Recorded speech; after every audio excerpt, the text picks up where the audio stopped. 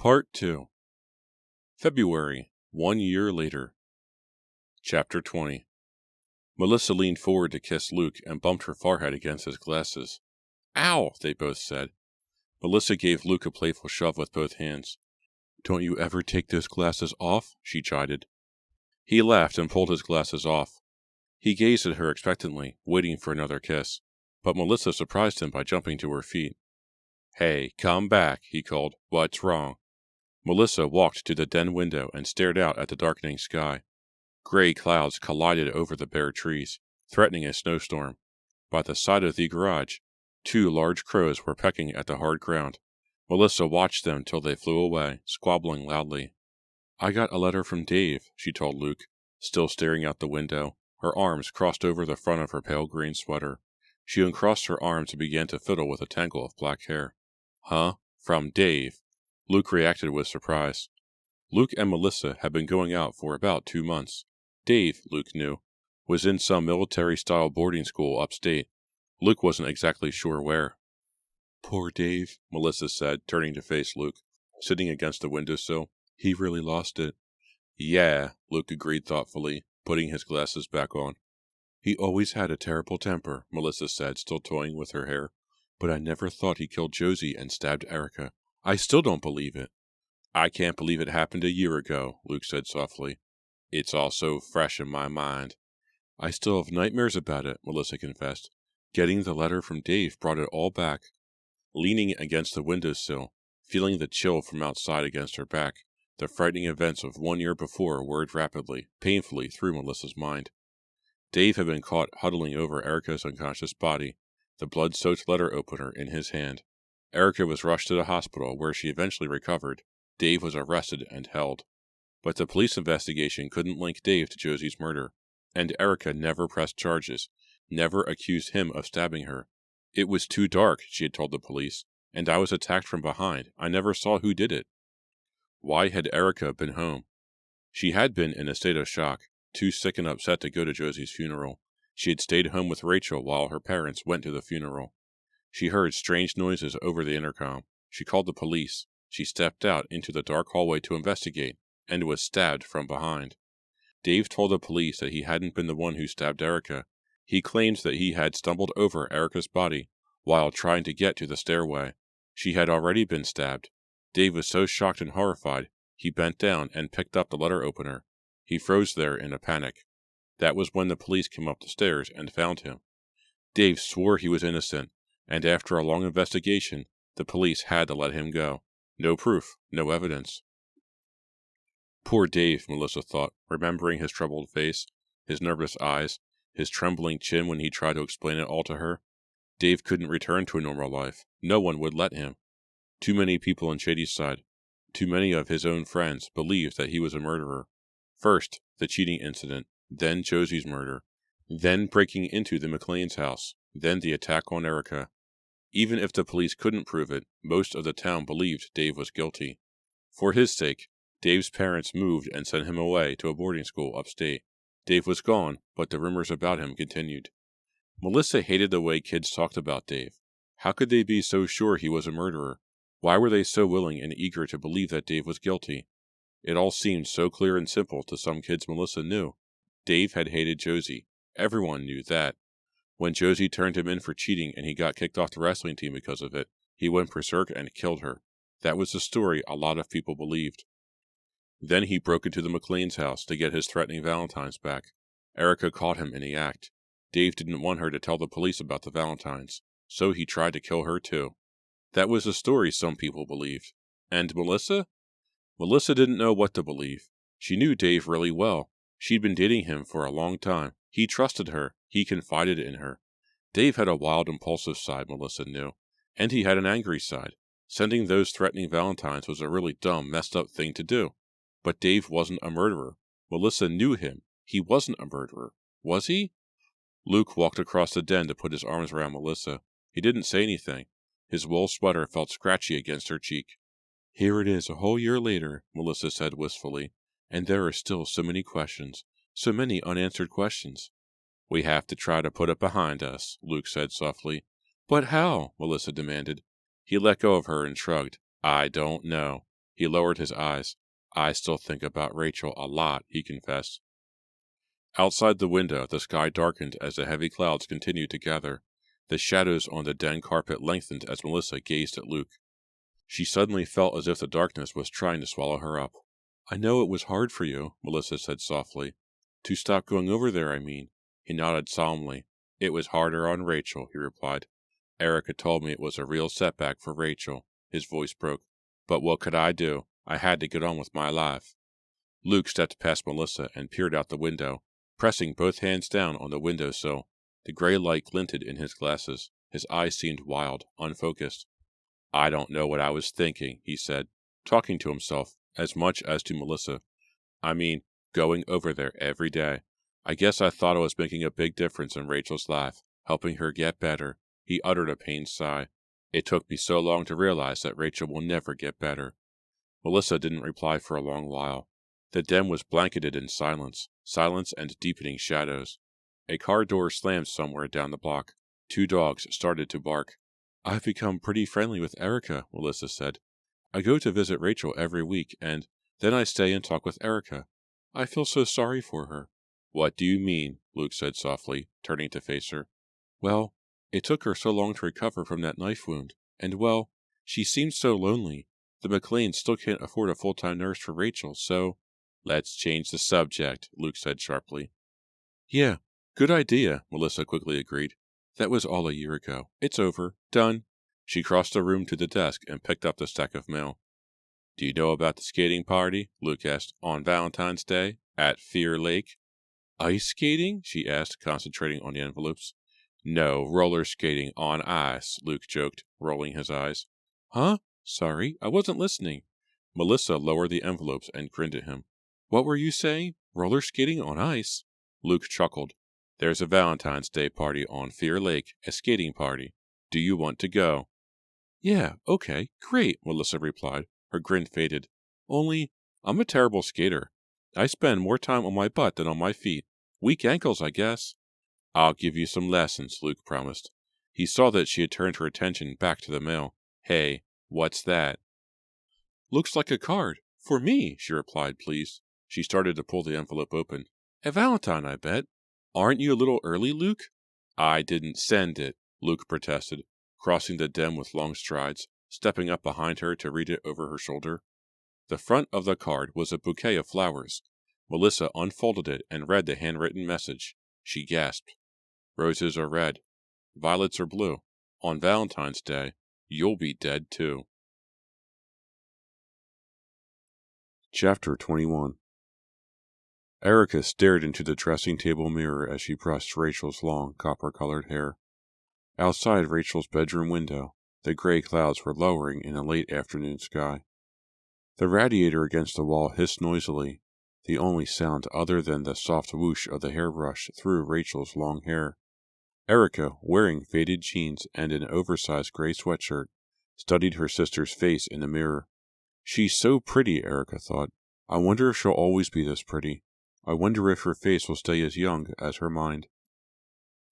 Lowering her eyes, she noticed that Rachel was hugging something tightly in her hands. What is that? She asked her sister, breaking the tranquil silence. What are you holding? Rachel held up the small brown teddy bear. Erica recognized it at once. It was the teddy bear Luke had given Rachel more than a year ago. Erica sighed, painful memories flooding back. Glancing at the small calendar on the wall beside Rachel's dressing table, Erica realized it was almost Valentine's Day. She sighed again and started to brush harder, starting at the crown and pulling the brush down through the thick, straight red hair.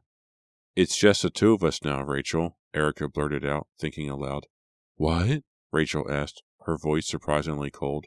What did you say? She sounded almost angry. Never mind, Erica muttered. Is Luke coming? Rachel asked. The question startled Erica momentarily. Rachel hadn't asked for Luke in weeks.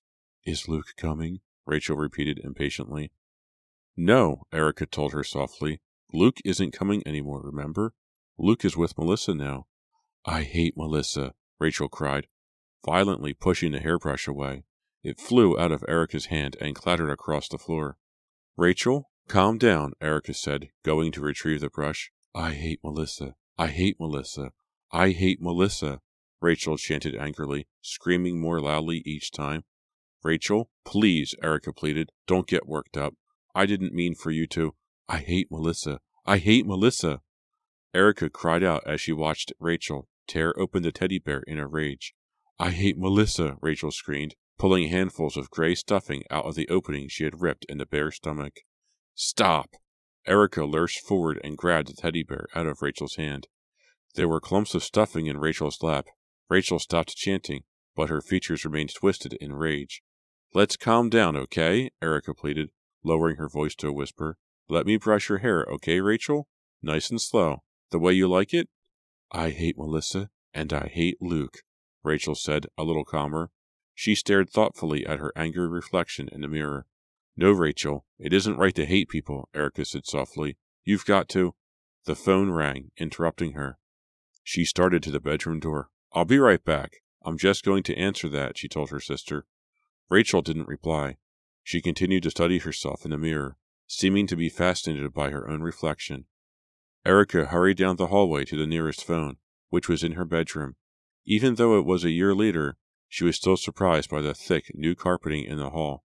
The old carpet, stained with Erica's blood, had been replaced before she had returned from the hospital. She felt a stab of pain in her side. It happened every time she walked down the hallway. A reminder, a painful reminder. Hello? She picked up the phone, out of breath. Hi, Erica. It's me, Steve. Erica gasped in surprise. Steve Barron? Calling her? Why on earth was Steve calling? Erica had barely spoken to him since Josie's death. Guess you're surprised to hear from me, Steve said, reading Erica's thoughts. Yeah, how are you? She asked awkwardly. Okay, good, he told her. I've been thinking about you. I saw you at school the other day, in the lunchroom, and Why does he sound so nervous? Erica wondered, listening to him stammer. He always seems to know the right thing to say around Josie. There's an ice skating party on Fear Lake on the night of Valentine's Day, Steve said, speaking rapidly without taking a breath. I thought maybe you'd like to, come with me. Erica was stunned. She felt her heart skip a beat. How weird, she thought. Steve Barron asking me out. He's a senior, and I'm only a sophomore. Besides, he never looked at me twice when Josie was alive. Yes, great, she replied breathlessly. Good, Steve said, sounding relieved. The lake is almost completely frozen, so...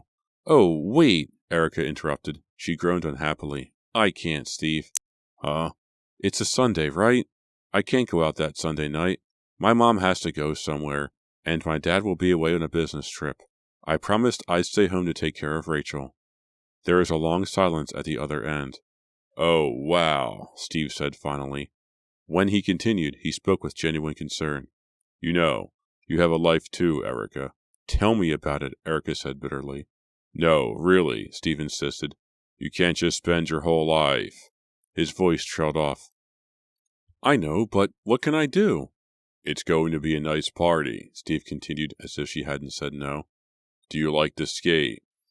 Yeah, I haven't done it for a while, Erica said wistfully. Well, maybe you could get someone else to stay with Rachel, and... I don't think so, Erica said, and then added, sorry. She couldn't tell if Steve was hurt or angry. Maybe some other time? Erica asked hopefully. Yeah, okay, Steve said brusquely. Take care, okay? He hung up before she could reply. How strange, Erica thought, holding on to the receiver. I never thought Steve even knew I was alive. I was just Josie's kid sister, the pest. She replaced the receiver, feeling a wave of sadness wash over her. High school was supposed to be such an exciting time, she thought, uttering a loud sigh. But I spend all my time in this creepy old house, locked up with Rachel. I've lost all my friends. I have no dates. I can't go out or do anything. I just stay here night after night, brushing Rachel's hair. Remembering that she had left Rachel alone, Erica turned and stepped out into the hallway. She felt another stab of pain in her side, where the letter opener had injured her.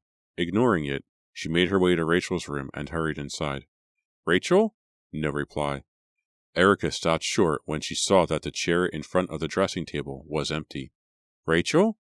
Silence. Outside the window, The clouds had darkened to an eerie green charcoal color. The bare trees shivered and shook. Erica glanced quickly around the bedroom. Rachel? No Rachel. Hey, where'd you go? The tremble in Erica's voice revealed her fear. Rachel? Where'd you go? You weren't supposed to move. Feeling the beginnings of panic, Erica ran out of the room and down to the landing. Wrapping one hand around the banister railing, she started down the stairs to the front hall.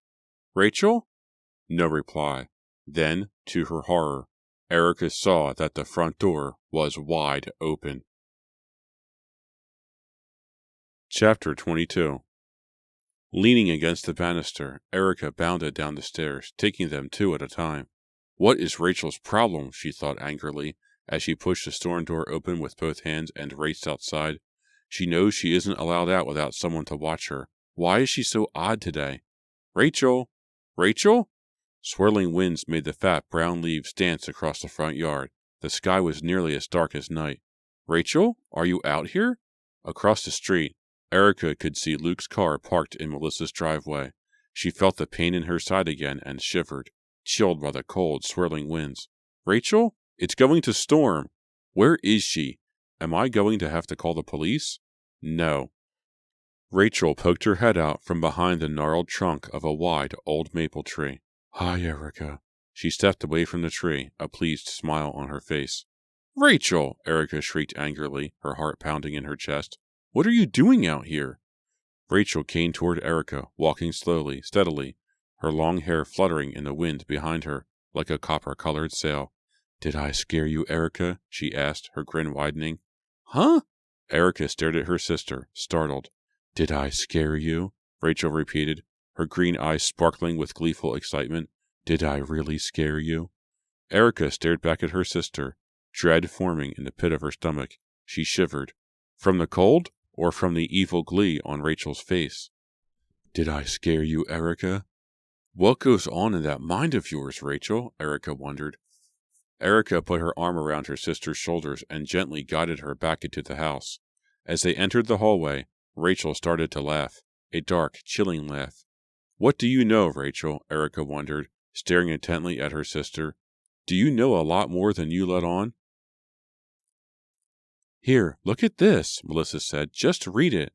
She pushed the card at Luke with a trembling hand. It was Monday morning after school. Melissa had been home only long enough to open the new Valentine and read it before Luke pulled into the drive. Now, his coat still on, his red and white wool muffler still wrapped around his neck, he gazed at the card she had given him, waiting for his eyes to focus on a handwritten message. Flowers mean funerals. Flowers mean death. On Valentine's Day, you'll take your last breath. He stared at the card, crinkling his eyes thoughtfully as if studying each word. Then he handed it back to Melissa, his expression one of concern. You're upset? I'm scared, she said flatly. He started to unwrap the muffler. It's probably a joke. It wasn't a joke for Josie, Melissa shot back. He tossed the coat and muffler onto the banister and tugged at the bottom of his sweater. She led him into the kitchen. Want some hot chocolate? She asked, biting her lower lip. She reached for the tea kettle. Maybe you should call the police, he suggested, shoving his hands into the pockets of his black jeans. Maybe, Melissa replied, filling the kettle. Did you show the cards to your parents? Luke asked, stepping up to the sink beside her. Melissa nodded. They all think it's just a joke, a really sick joke. Mom reminded me to keep the doors locked at all times and to call the police at the slightest sound. She put the kettle on the stove and turned on the burner. Then she turned to him, stood on tiptoes, and kissed him. Happy birthday, she said when the kiss had ended. She licked her lips. It isn't my birthday, Luke replied. She chuckled. So? He suddenly became very serious. He pulled off his glasses and rubbed the bridge of his nose. Hey, I just got an idea. The kettle started to rumble quietly. What kind of idea? Melissa demanded. About the Valentines, Luke said, carefully replacing his glasses. Dave sent the ones last year, right? The ones to Josie? Yeah, of course, Melissa replied impatiently. Well, do you think he's sending these cards to you? Huh? Melissa's mouth dropped open. She pulled at a strand of black hair. Dave? Why? I don't know why, Luke said patiently. I just wonder if he's the one sending the cards. They sound just like the ones Josie got last year. Yeah, I guess, Melissa said. The kettle started to whistle. She grabbed the handle and lifted the kettle off the burner. So what's your idea? She pulled 2 white mugs down from the cabinet. You said you got a letter from Dave this week. Do you still have it? Yeah, I guess, Melissa said, trying to remember where she had put it. Her eyes lit up and she turned her gaze on him. I get it. We compare the handwriting in Dave's letter to the handwriting in the Valentine's. Yeah, you've got it, Luke said. I think I left his letter on my desk, she said. She tossed 2 hot chocolate packets onto the counter. Here, you make the drinks. I'll go get the letter and the cards. She hurried out of the room. It can't be Dave, she thought. No way. Why would Dave send such hateful cards to me? It can't be Dave. She had begun scrambling through the papers on her desk, searching for Dave's letter, when the phone rang. Annoyed by the interruption, she picked up the receiver. Hello? Hello? Melissa? A woman's voice. Familiar, but Melissa didn't recognize it. Melissa, it's Marcia Kinley, up in Portstown? Dave's mom. Why was Dave's mom calling Melissa, and why did she sound so upset? How are you, Mrs. Kinley? Okay, Melissa, have you seen Dave? Mrs. Kinley asked, speaking breathlessly. Dave? Huh? No? Melissa's voice revealed her confusion. Isn't Dave? He ran away, Mrs. Kinley interrupted. From his boarding school, last night. You haven't seen him? No, Melissa told her. Why would he come here? There was a short pause. The line crackled with static. He's been talking about you lately, Melissa. A lot. I'm really worried. I don't know why he's run away. I hope he isn't going to get himself in more trouble. Melissa suddenly realized she was gripping the receiver so hard that her hand ached. She forced herself to loosen her hold. And you think he's coming to Shadyside? She asked. I don't know, Mrs. Kinley replied, her voice tight with worry. But please, call me if you see him, okay? Or if you hear from him, or anything. Call me right away. Okay, Melissa? Melissa agreed and hung up. She tugged at a strand of her hair, winding it and unwinding it around her finger. Mrs. Kinley's frightened voice remained in her ears. I hope he isn't going to get himself in more trouble, she had said, sounding so worried, so upset. I hope so too, Melissa thought. Remembering why she was up in her room, she began searching her desk again. She found Dave's letter in the top drawer and hurried downstairs with it. That was Dave's mom, on the phone, she told the startled Luke. She said Dave ran away from the school and he might be coming here. She didn't know. She sounded really freaked. Luke shoved the hot chocolate mugs out of the way. Melissa plopped the 2 valentines down on the counter. Huddled together, the 2 of them studied the handwriting, moving from the cards to the letter, then back again. No doubt about it, Melissa said, gazing at Luke, her eyes widening in horror. The handwriting is the same. Dave sent the valentines. Luke stared down at the ugly messages on the cards. It's the same handwriting, okay, he muttered thoughtfully. And now Dave is coming here, Melissa said in a voice choked with horror. He sent these cards to me, and now he's coming here to make his threats come true. Chapter 23. Erica opened the front door and her eyes widened in surprise. Melissa, hi, she said, pushing open the glass storm door. How are you? Melissa asked, wiping her shoes on the straw welcome mat, before stepping into Erica's front hallway.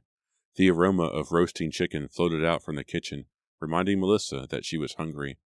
Okay, Erica replied, studying Melissa's face as if trying to determine the reason for her visit. Did you come to see Rachel? I think she's taking a nap. No, I came to see you, Melissa said somberly, her voice nearly a whisper.